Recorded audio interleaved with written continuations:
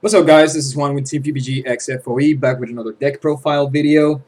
Today, again, we're going to be showcasing Icarus. Just because, as you may have seen on my screen, just because this deck's still legal. Everything that's in it, we're still able to use it, so why not? This is a deck that I piloted for the Teams event on TCG Con Day 2. It's honestly the deck that I should have played for the main event. Day one, I actually ended up going with Soul Striker. Ended up bubbling out at 17th, so didn't make top 16. So that sucked, and I regretted not playing this guy that one day. But it is what it is. I made the change on day two, and we were able to achieve the win. My teammates were Robert Rizzi and Giancarlo Paradiso.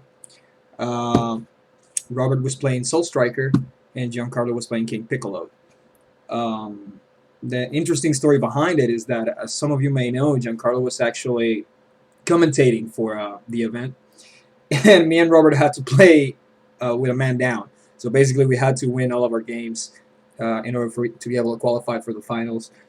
We were able to do that until Giancarlo was able to come back and play with us, and we ended up getting W for that event. So with that being said, let's get into the deck profile.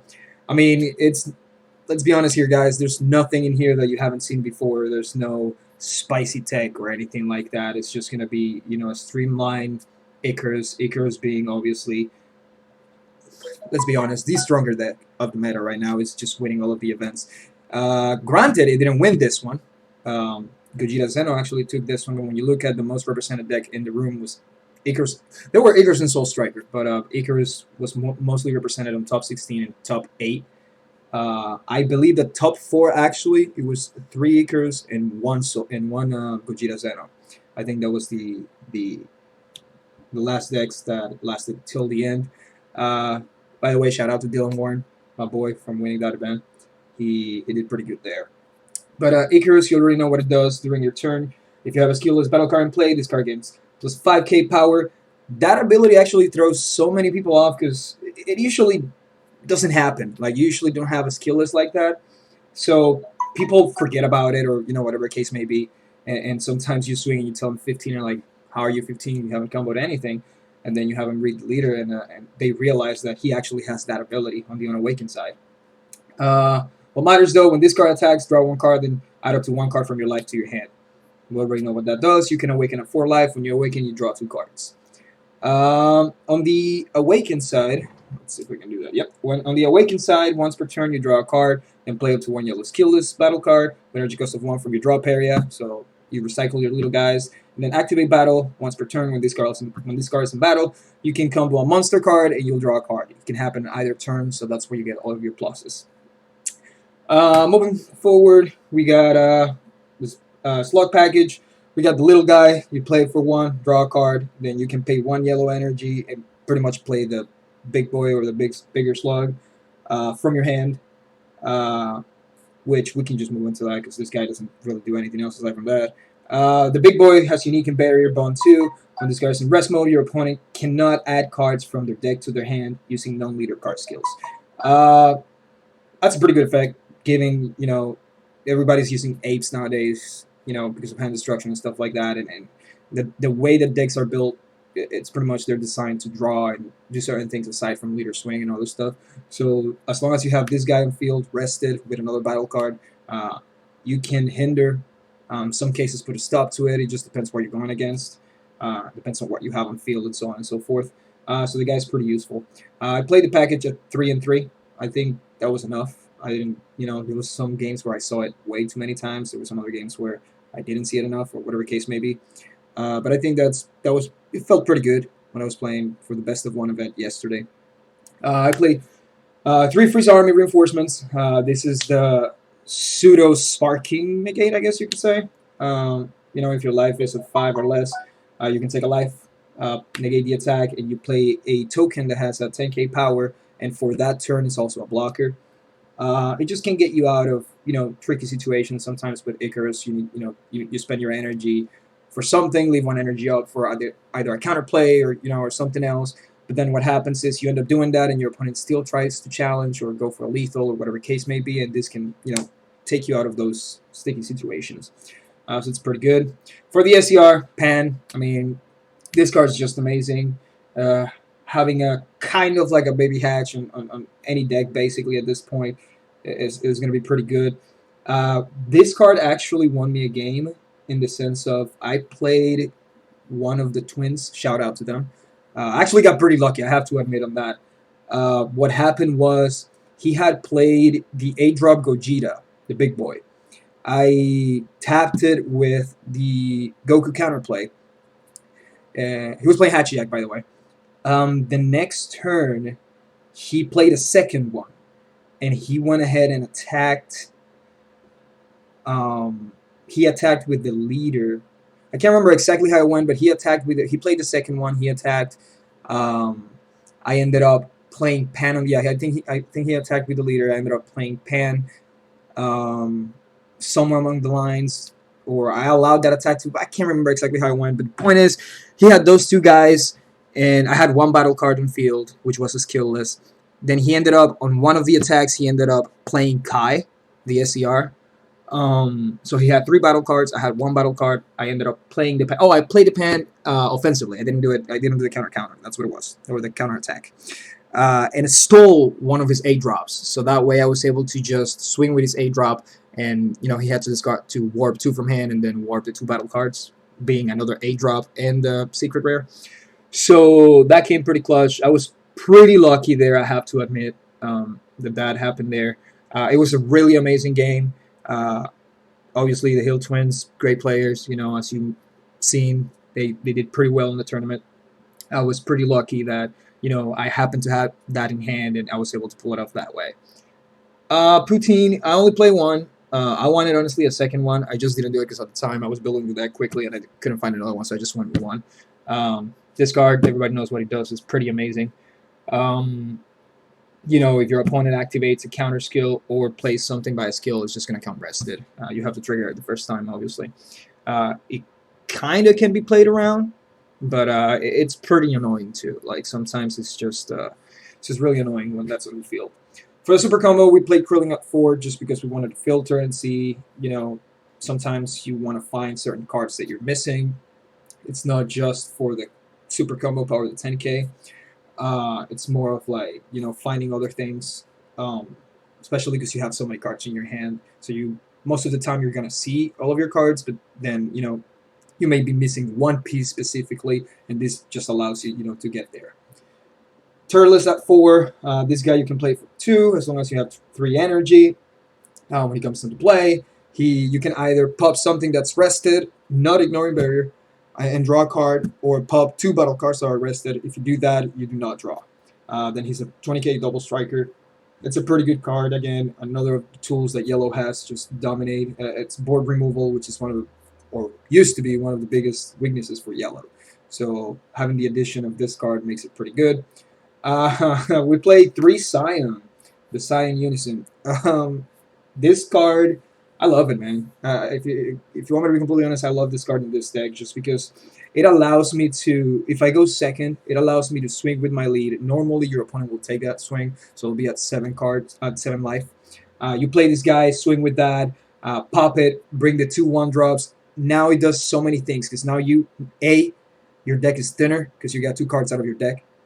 B, you have 3 attacks out of it because you have the Unison and the 2 1-drops.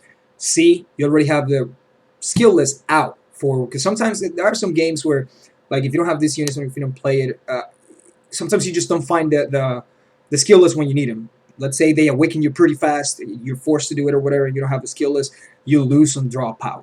So this allows you to just right away have it available.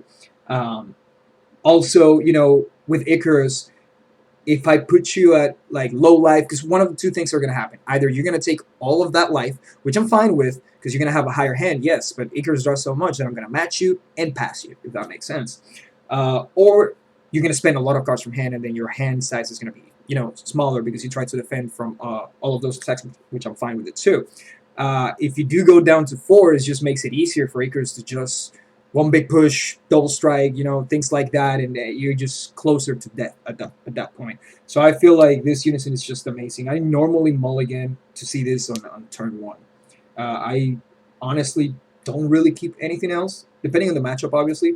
But I'd say 90% of the time I mulligan, I send everything back just to find this card turn 1, just because it's amazing. 2 secret identities just for more board removal. Again, this is the team's event, so we had to kind of like play around with the ratios and different things and like what we could use, what we could not use. Um, Normally, I would do a split of secret identity and I made Fu as well. I couldn't use Fu on this one just because Robbie was using it, but that day I decided to run 2 secret identities. The Goku counterplay, this card's amazing. It just gets rid of so many threads. Like I said, the 8-drop Gogeta that would have messed me up completely the first time he played it. I was able to play this in response and tap it and draw a card. And it's also a blocker on field. This card is just amazing. It's another one of the tools that they gave to Yellow that has just made it, so strong. We got the skillless guys. Obviously, you need it for the deck. And this is your draw engine, basically. I mean, they're just regular skillless cards, but with the leader, they work pretty well, obviously.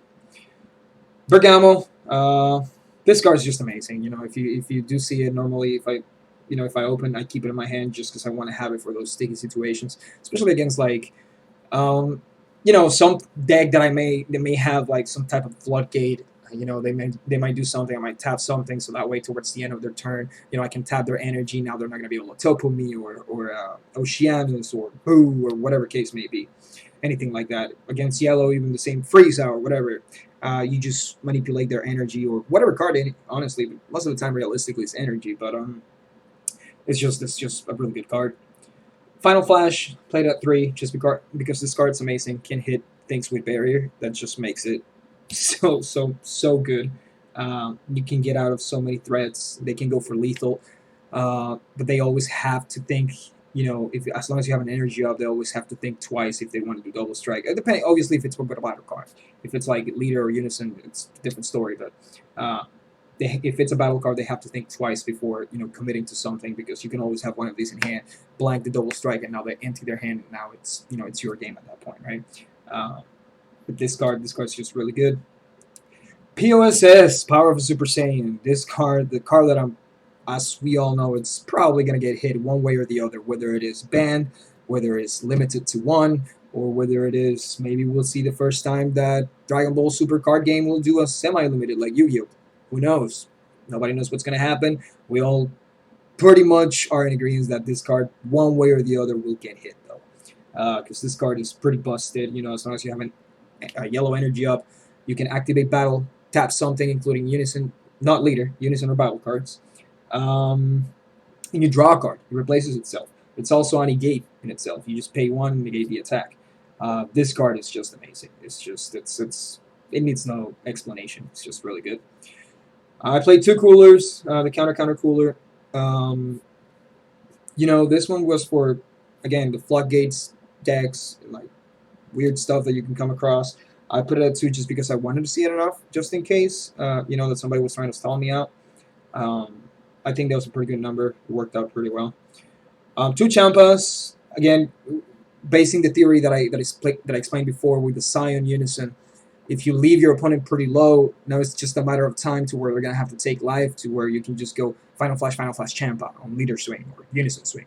Or whatever. Well, not unison. Unison doesn't take Final Flash, but whatever case may be, and then you just go for lethal. You can just go for game. So obviously 2 was just to see it more often. Sometimes I just spend the champ on like trying to get rid of a unison.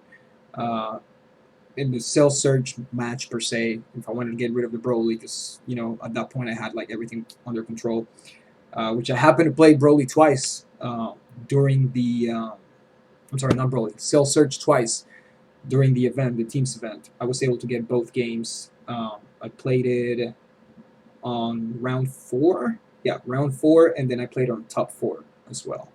And this card was pretty helpful on that. The one on Flying Nimbus, it was just much of the random thing. Just, it can get you out of some sticky situations. You never know. Discard 1, your opponent can't attack with only 1 more battle card.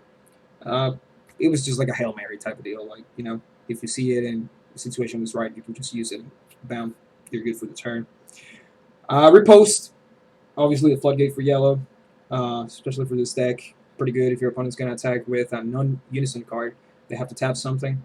This can trigger your routine. This can trigger your Bergamo. It allows, so many. It's on a gate, obviously. It allows so many plays, and then you have a 15k on board. Again, needs no explanation there. 2 basils. I think that 2 is more than enough.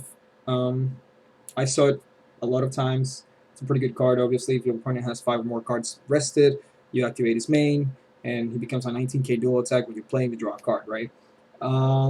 It's just to apply pressure. Again, 2 is fine, especially because I played this card as a one-off. So the idea behind this card was because of Cell Search, one thing.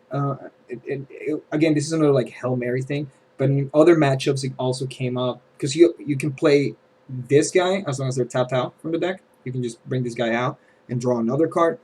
But I see it as like early turns in Icarus. Chances are you're going to take the life. When your opponent swings, you're going to take the life. So, and you're not going to do any of the name it counterplays or riposte or anything like that because you want to get to the point where you're awakened to start plussing. So you just have that energy there. So I'd much rather like turn 2, use something like this and get even more hand advantage.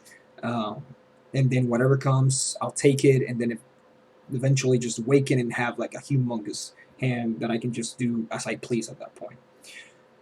Lastly, for the Unison, I played 3 of the Trunks because this Unison is just amazing. Dual attacker, 20k.